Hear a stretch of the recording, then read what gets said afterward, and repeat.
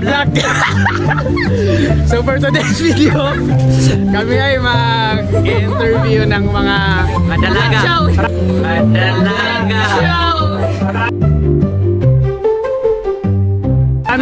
random people here in Quezon Park and here in Dumaguete. So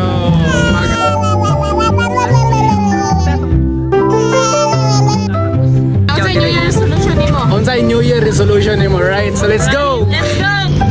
Guys, may isang babae doon na nakaupo. Puntahan natin at tanungin natin kung ano yung New Year resolution niya. Let's go. Hi ma'am, good morning. So my name is Jet. So for and Boss Koyex Vlog. Yeah. Ano nga yan yung entry natin? Vlog.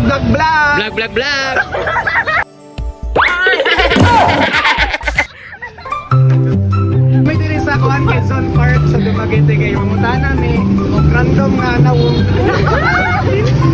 random nga daw. Mamunta na mo kung sa iyang New Year resolution. New Year resolution, ma'am.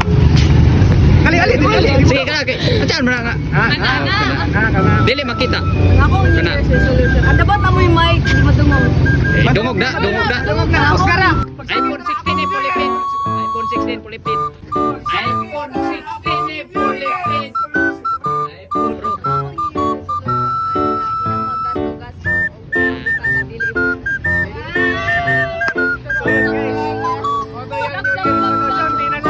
Gasto og Para sa mga butang na dili important. mga butang nga dili importante. Oy, di man kay importante. So, Irada na po kita karunda.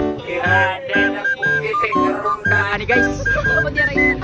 so guys, so kanina nay nangutana na mo ilay nag-interview na mo ngano daw ang mga taga Dumaguete is ay ang Dumaguete itawag og gentle people. So karon sila na po itong pangutanon.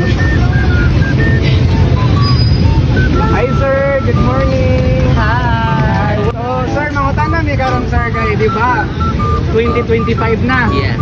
So karon mangutana mi kamusta imong 2024 og unsa imong New Year resolution? Sige. So pangalan sa sir, pangalan. Hi, I'm Jason Mora. Tahimik lang. Shy type. Bitaw, hi, I'm Jason. Jason. Just a me. Bitaw, hi, I'm Jason. So, kung sa itong nahitapos 2024, mabili na lang to dito. So, 2025 naman. So, wala siya po yung magbago. Charis. Basta Japan 2025. Para Japan.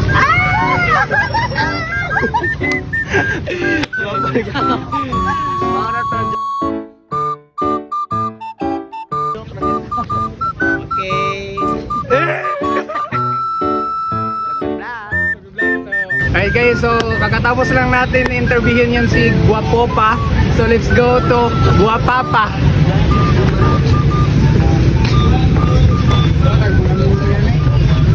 Wala man tayo mic? Wala tayo mic? Aga vlog me.